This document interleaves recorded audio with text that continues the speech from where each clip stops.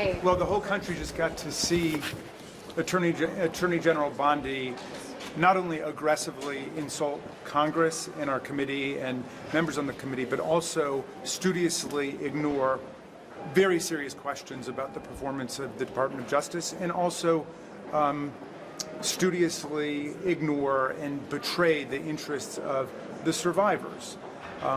We started off by asking her to recognize the survivors, to apologize to the survivors, and then to agree to meet with them. And she refused to do any of that, and she refused to answer most of the questions that we put forward. So today's performance, I think, underscores our sense that we are witnessing a massive governmental cover-up. And that cover-up began a long time ago, back in 2008, when there was a 60-count federal indictment ready to go against Jeffrey Epstein and a whole bunch of co-conspirators that was swept under the rug and switched out for a sweetheart deal that Alex Acosta made down in Florida. And under that deal, I think for just under a year, maybe a little over a year, Jeffrey Epstein was able to spend his days however he pleased, likely still perpetuating his crimes and his conspiracy, and then he would go and spend the night in what was alleged to be a jail facility. Well, that kind of cover-up and double standard of justice continues to this very day.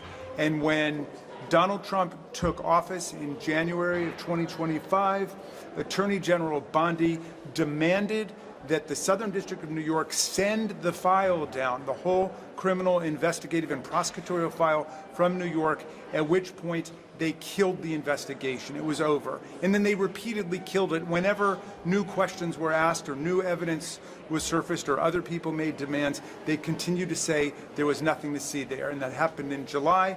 It happened when the FBI Director, Kash Patel, came before our committee. And again, it happened to this day. Although at one point, I thought I heard the Attorney General say that there was some live investigation going.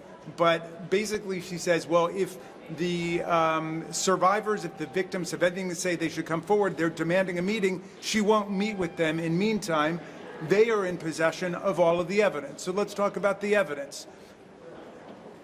Attorney General Bondi is under a federal congressional subpoena to give us all of the information. She's under the dictate of a federal law to turn over all the information. So what does she do? There are more than 6 million files. So she says, I'm going to turn over 3.5 million, withholding 3 million. Why?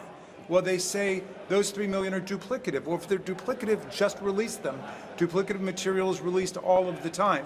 But we know that there's material in there that's not duplicative because a number of the victims' survivors have said that the memos recording their original criminal witness interviews or criminal victim interviews are not there. And so they are part of what's being withheld. Just release all of the documents as the federal law requires her to do. That's all we're asking her to do, follow the federal law. But no, she's withholding 3 million documents, then she releases 3.5 million documents with one major instruction from Congress, which is you must redact the names of the victims.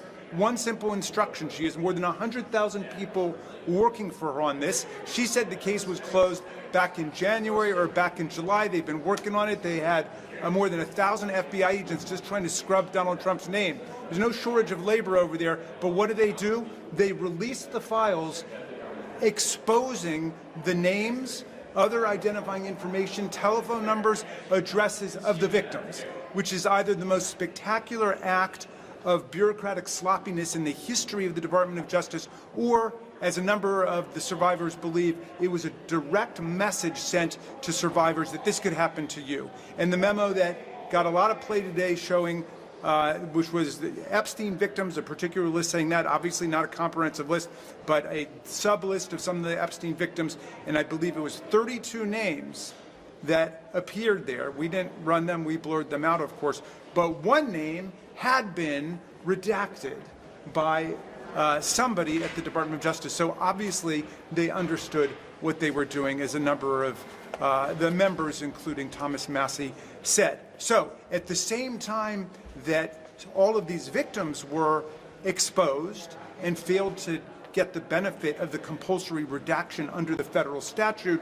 Meantime, there were lots of co-conspirators, potential culprits, enablers of Jeffrey Epstein who got redacted, whose names were redacted, whose faces were redacted, and a number of us have been able to determine that by going over to the Department of Justice satellite office, where there are 4 computers set up for every member of the House of Representatives. But if you wait your turn and you get in, you are able to determine a lot of these things. But it's just a tiny fraction of the overall 3 million files that we found. But already there are a whole bunch of contradictions and discrepancies we've determined. For example, I put in Trump's name along with Donald or Don, and it came up more than a million times. But the very first document I came to was the email that was from Jeffrey Epstein forwarding Ghislaine Maxwell another email that he had received from his lawyers telling him that there was not a deposition with Donald Trump,